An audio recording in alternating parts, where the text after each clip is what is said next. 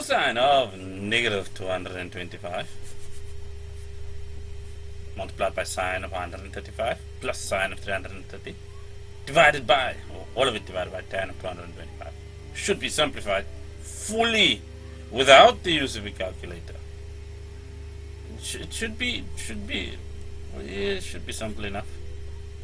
Cosine doesn't care about negative rotations. It never has, so that just becomes cosine of 225 degrees. The next factor in that term is sine of 180 degrees minus 45 degrees. That's how we don't change the value of 135. And obviously plus sine of 360 degrees minus 30 degrees. And that's all divided by tan of 180 degrees plus 45 degrees. Now, this one over here is equal to 180 plus 45, which means we haven't changed that value either. So now let's just have a look at all these ratios from the cast diagram perspective. Well, that's the third quadrant, and tan is positive over there, so that becomes negative cosine of 45 degrees. Let's just change pen color mid-step because we can. Well, this is the second quadrant, and sine is quite positive over there, so that becomes sine of 45 degrees. And then we add, or sine is negative in this quadrant because it happens to be over here, just short of 360 degrees. So that becomes negative sine of 30 degrees. That's all divided by tan of this third quadrant argument. So that becomes positive tan of 45 degrees. So if we have a look at the more important special triangle,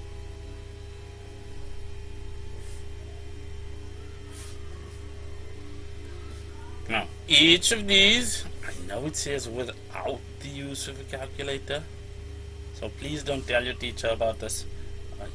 You can punch that in just to verify that it's actually, well,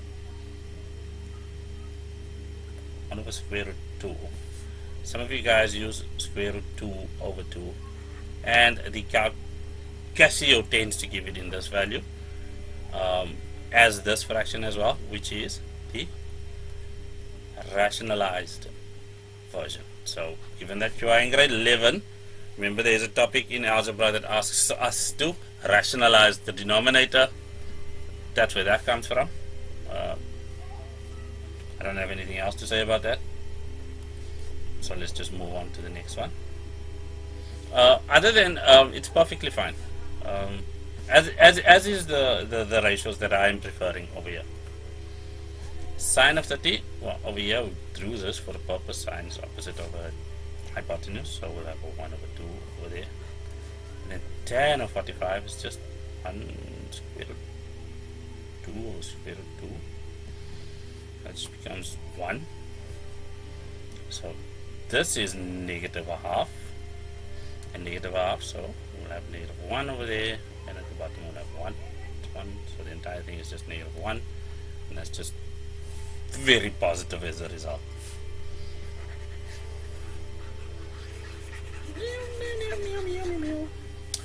Prove the identity over here. Let's just do this. Well, they want something very unfunny. I'm going to choose the right hand side. Now the right hand side says negative 1 over tan squared of x multiplied by cosine squared of x. Well, anytime I see a tan, my immediate thought is, let's just go for that identity idea. So in this case, we'll have sine squared of x over cosine squared of x multiplied by cosine squared of x. That's convenient. That gets rid of that. Which means we are left with minus 1 over sine squared of x. So let's go grab a bit of space over here on top. Even that we now eraser. We will just need to confirm this. Now let's all remember that sine squared of anything plus cosine squared of anything is equal to 1. That's our fundamental Pythagorean identity. And according to that, if we do this, subtract cosine squared of x from both sides, we have a definition for sine squared of x which says 1 minus cosine squared of x, which is what we'll simplify this with. So that'll become minus 1 over 1 minus cosine squared of x.